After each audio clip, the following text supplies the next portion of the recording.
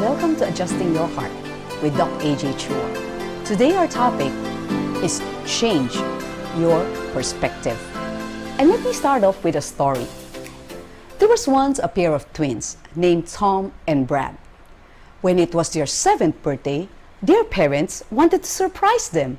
But they also wanted to see how these two kids would react. So they put all the gifts in 2 separate rooms and they observed. So when they peeked into Tom's room, they saw Tom so happy and wrapping. There were so many gifts. But after 10 minutes, Tom was suddenly very sad. So afterwards, they left him and they peeked into the other room. And they saw Brad. Brad, there's only one box inside his room. One big box. And when he unwrapped it, you know what's inside? Horse manure. And yet, Brad was so happy. He was playing around. He was so happy. He was excited. So the 2 parents then asked their 2 kids. They asked Tom, how come you were suddenly sad? There were so many gifts in your room. You know what Tom said? That's because suddenly I thought maybe Brad has more gifts than me. That's why I'm sad. And then they asked Brad, how come you could be happy? We gave you horse manure. You know what Brad said? He said, Dad, Mom, if there's horse manure, then there should be horse somewhere. That's my gift. So you see, perspective makes a lot of difference. And yet many of us are like Tom. We tend to complain. We tend to see the negative side of things. The good news is, this can be improved. And I hope that the 3 tips I'm going to share today would help all of us. For the first one, it's learn to be optimistic. Martin Seligman, in his book Flourish, he conducted a study of hundreds of thousands of people, and he divided it into 2 groups. For this group of people, these are cancer patients who survived. And then for this group of people are cancer patients who did not survive. And then what they did is they conducted a survey among the survivors. What made them survive? They have more or less the same level of cancer with this other group. And they found out 3 things that made them survive. The first is hope. These people have hope that when the doctor asked them to do something, it might change their lives. So when the doctor would say, you need surgery, they would go for surgery. If the doctor said, go for chemotherapy or radiation, they would go, hoping that by doing so, they would get well. If the doctor said, change your lifestyle, make exercise, eat healthier foods, they would do so. So that gives them hope. So that is very important. Of course, along with it, the second and third would be, they have a purpose in life and they have the support of family and friends. But I'd like to focus on hope, because my first point is learn to be optimistic. Learn to see the positive side of things. Did you know that happy people, they tend to worry less? That's why they have more friends. They could land jobs easily, and they could keep jobs for a long time. They also have better immune system. That means better health. So I hope all of us will be able to develop optimism so that we would be able to live longer. And when you say optimism, can we really be optimistic even in times of problems? For instance, let's talk about traffic. That's a perennial problem in the Philippines. And we can. I'm going to show you 2 books, okay? I read a lot of books. And recently I read 2 of Francis Kong's books. And in one of these books, he says that, let's say when there's traffic, instead of fretting, you could listen to audiobooks. That's something he also advocates. Or maybe if you're with your family, then it's a good bonding time with your kids. Or maybe it's just a time that you would just think through things, but please don't text and drive. How about in sickness? Can we see something positive when somebody's sick? Let me share with you a personal experience. Several years ago, I had a sudden hearing loss problem. I can't hear in one of my ears. Of course, I went to the doctor.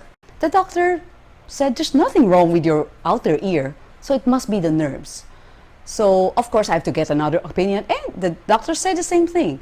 But this time the doctor said, you might have brain tumor. So I want you to go and have an MRI scan. Since my husband works at a call center at that time, he works night shift, I didn't want to bother him. So I went to the MRI alone. So after undergoing through the MRI, I went up to meet some of my friends as planned. We planned that several months ago. So of course they asked me, oh, where did you come from? What happened? And I shared with them what's happening with me. And they were shocked. They said, huh? You might have brain tumor and you still have this kind of, do you still want to meet with us? To have fun with us? Then I told them one thing. I said that if ever I had brain tumor, I only have two choices. One is to know that I have brain tumor, be depressed, and then I die. And the other is to find out that I have brain tumor, but I still want to live and maximize my life and live happily until I die. Then I said I'll opt for the second one. And if ever, let's say but thank God, after the MRI, thank God I don't have any brain tumor, and after taking 10 days of strong steroids, my hearing came back. But what about, let's say, breakups? Would something good come out of that? Can there be something positive about it? Yes, there is. Of course, after grieving the loss of a breakup, you could think that at least this happened, not when you're already married. Or you find out more about yourself and you know what kind of person would best fit you in the future. So see, these are some of the things that you could think about when there's a breakup. Or there's still a lot of happy memories, and just put it on the shelf, okay? But what about death? Right now it's so sad, especially when I hear of a personal friend who lost a loved one during this pandemic. It breaks my heart because it's so hard. I can't imagine not being there for my loved one when he or she is sick, or not even giving them a proper burial, not being there during the wake. Friends cannot come, so it's very difficult. But if that happens, what positive thought would I try to draw on? One would be, I would thank God for giving me, let's say, 50 years with this person, that we have a lot of happy memories, that my loved one is no longer suffering. These are the things I'm going to think of. Even though, of course, it hurts, it grieves, but I would choose to focus on that. So that's my first point, that we could learn to be optimistic. Second is learn to be content. Let's count our blessings instead of focusing on things that we do not have. For instance, in this lockdown, of course we feel trapped. We cannot go out. We can't even meet up with our relatives. We can't go to school. We can't go to work. We can't even go to church. We can't travel. So sometimes we complain. But instead of complaining, I would like to encourage all of you to think of the things that we still have, like we're alive. That's a blessing. Every day when you wake up, you open your eyes, thank God that you are still alive. Thank God that we could see, we could hear, we could talk, we could smile. Let's thank God that we have our family members, we have friends, we have technology, or else we cannot meet just like this. We have Wi-Fi, so we can still keep in touch with our friends. We have a shelter. We could eat 3 meals a day. So there's still so much that we could be thankful for. So let's be content. And you know what? Even in the book Flourish, he also advocates that every day, write down 3 things that you are thankful for, or 3 things that went well.